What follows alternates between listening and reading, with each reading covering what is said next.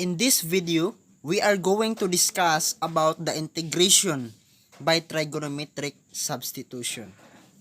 So, our problem for today, we have the integral of square root of 16 minus x squared over x dx. So, before we proceed to solve this one, I would like to introduce the three specific terms that present and in the integrand. So these are, I have here a the square root of a squared minus x squared. Let this case the x is equals to a sine theta. A variable here represent as any positive constant number. So in the second case, we have the square root of a squared plus x squared. Let x is equals to a tan theta. So for the third one, square root of x squared minus a squared, let x is equals to a secant theta. So now, it is very clear that the three terms or the three specific terms that present in the integrand. So we can easily to identify what they are belong. So let's move to our problem. We have the integral of square root 16 minus x squared over x. So as you can see in the numerator here is very common or familiar to our three specific terms. So we going to identify where they are belong. So they belong to the first case, that the square root of a squared minus x squared, let x is equals to a sine theta. So therefore, the x of this case or of this problem is equals to a sine theta. For finding the a here, we have already the value of our a squared, which is 16. So we can put the radical here, both sides. So that would be a, and then the square root of 16 is 4. So therefore, our x for now is, as we have already the value of a, so our x is 4 sine theta. At this moment, we can substitute this value, this term x here for sine theta. So we can substitute for now. So for the next process, this would be equals to the integral of 16 minus the value of our x is 4 sine theta squared, and then over 4 sine theta squared. We have already the value of our x, but we don't have the value of our dx. So if x is equals to 4 sine theta, the derivatives of the x is 4 cos sine theta. So we put here the value of our dx, which 4 cos theta, 4 cosine theta. So 4 times 4 cos theta, and then don't forget to put d theta here, because we have d theta for here, and then d theta. this d theta here indicates for what value of our sine, which is theta. So that's why we need to put d theta here. So at this moment, we can simplify this one. This our numerator for distributing these two of this term. So 4 to the 2s, the integral of square root 16 minus 4 to the 2s, 16 sin theta to the 2s, sine squared theta, over 4 to the 2s, 16 sine theta to the 2s, sine squared theta, and then 4 cos theta d theta. Next is, we are going to simplify this term at the numerator. So this 16 here is common of two terms. So we are going to factor this one. So that would be the square root, the integral of square root 16, and then 1 here, minus sine squared theta. Because if we multiply this one, so the answer is this one. So it's just the same for this function. So, and then over 16 sine squared theta, and then 4 cos theta d theta. This 16 here, we cannot divide the denominator 16 because this is inside and the radical sign. So we going to simplify this one. As you can see, 1 minus sine squared theta, there's equivalent according to the identities. So that could be square root, the integral of square root 16. What is the equivalent of 1 minus sine squared theta? So that would be cos squared theta over 16 sine squared theta times 4 cos theta d theta. So at the numerator, we are going to simplify this one because this is already a perfect squared. So the square root of 16 is 4 here, and then the square root of cos squared theta is cosine theta or cos theta. We put here the integral sign over 16 sine squared theta times 4 cos sine theta d theta.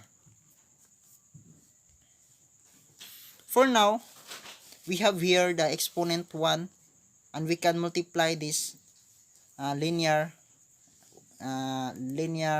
multiplication. So that would be 4 times 4, 16, cosine times cosine is cos squared theta. In the numerator, 16 times 1, that could be 16 sine squared theta, copy here. Don't forget to put the integral sign and then the d theta, because we are not yet for finding the integral of this function. So equal. So we cannot simplify this one unless we replace the 16 here at the out of the integral sign. So that would be 16 over 16 with the integral of cos squared theta sine squared theta d theta. So for now, 16 divided by 16 is 1. So the remaining value is cosine squared theta over sine squared theta d theta. What is the equivalent of this function?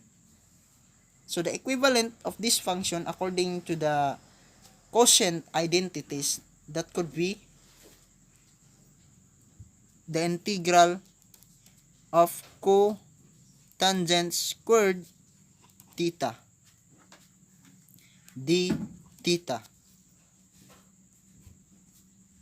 At this moment, this cotangent squared theta is not common in the integral. So we are going to find what is the equivalent of this one. So the equivalent of cotangent squared theta according to the Pythagorean identities, that could be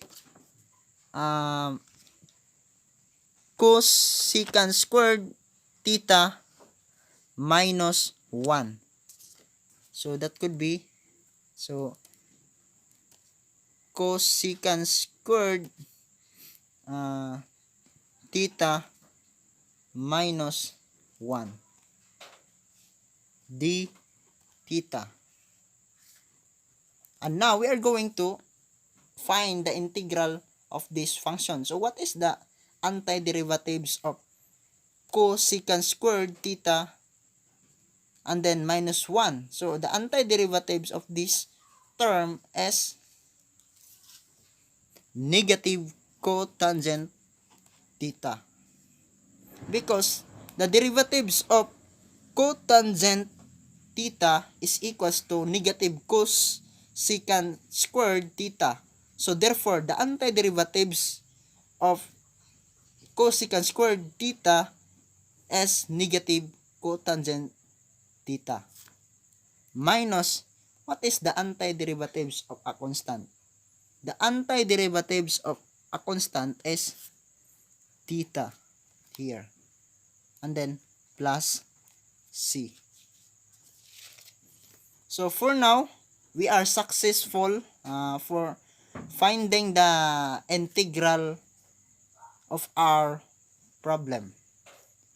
But we are still not yet done, because we are going to find this value of our cotangent theta and then our theta. So for finding for the value of our cotangent theta and minus theta, we are going back to our value of x.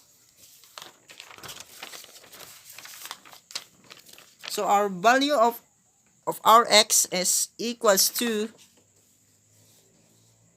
here x is equals to 4 sine theta.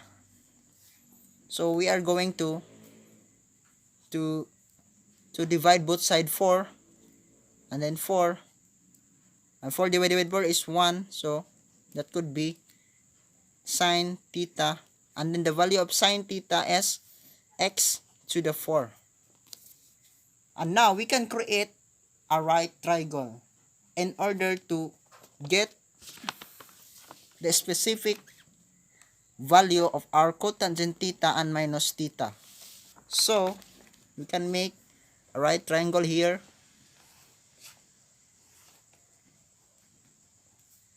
Theta, by using the principles of SUKATUA, if you could remember. So SUKATUA,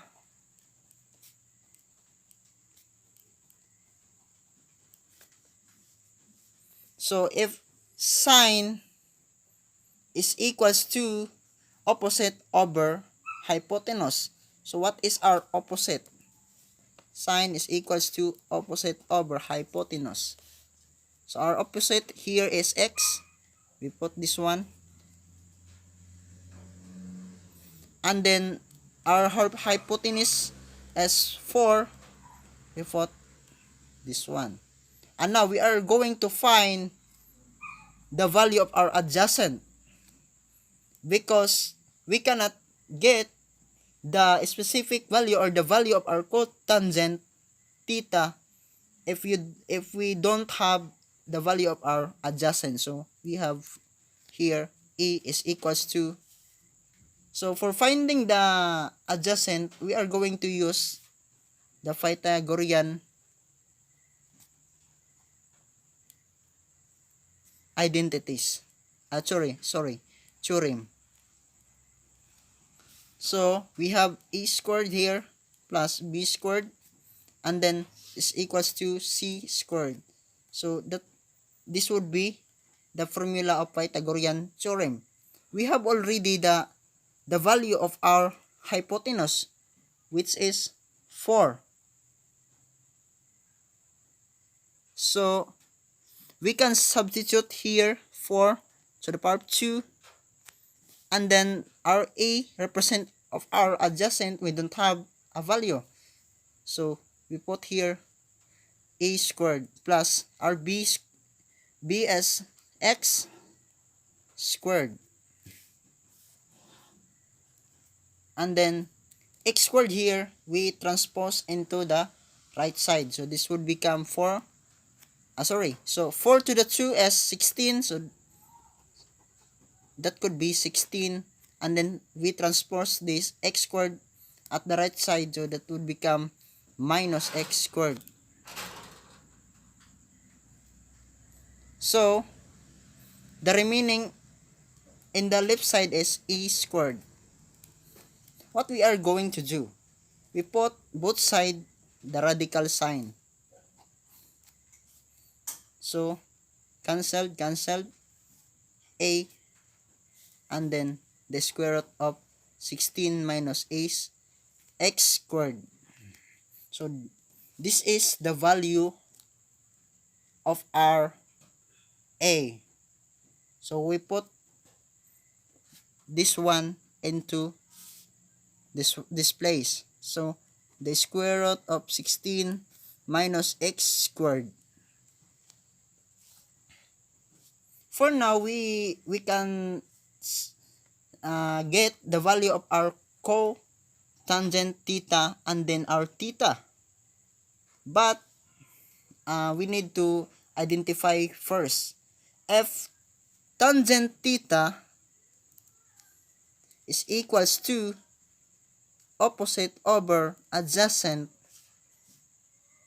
cotangent is the reciprocal of tan theta.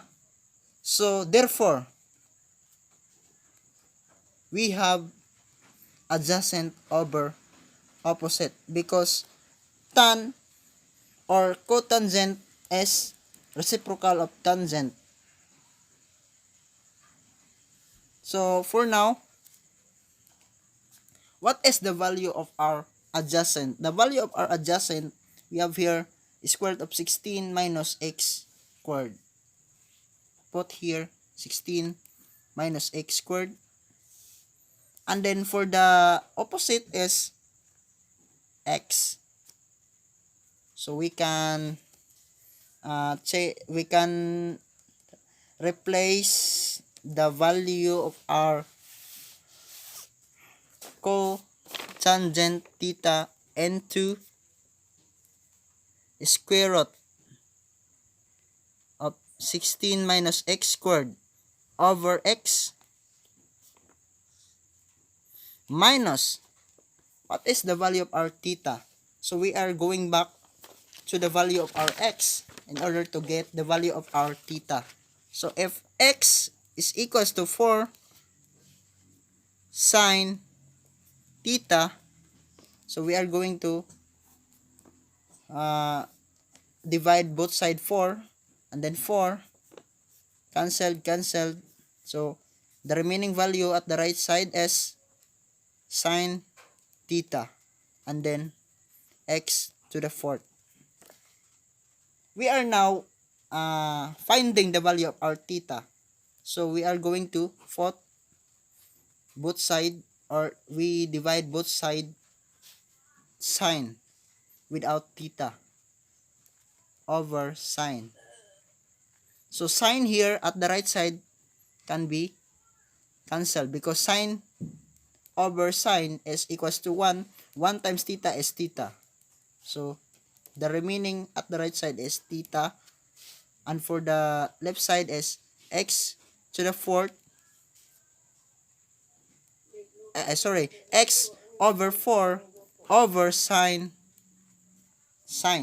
So we are going to simplify this one in order to becomes a linear function. So that could be sine to the negative 1 with the absolute value of x 4. So this would be the value of our theta, or we change that one into a bracket. So therefore the value of our theta here is sine to the power of negative 1 with x over 4. So we can substitute here. So sine minus sine to the power of negative 1, and then with x over 4, and then plus c f of x. We need to clarify this one. I replace this one into the other paper. So our final answer is f of x is equals to wait, so I forgot minus this minus here, so we copy. So the final answer is negative square root of 16 minus x squared over x minus sine to the power of negative 1 with x to the fourth, x over 4, and then plus c. So that could be the final answer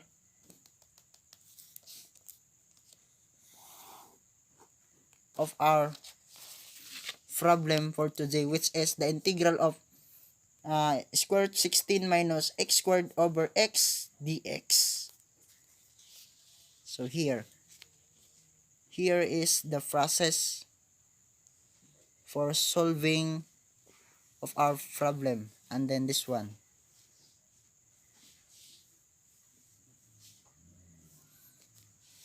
So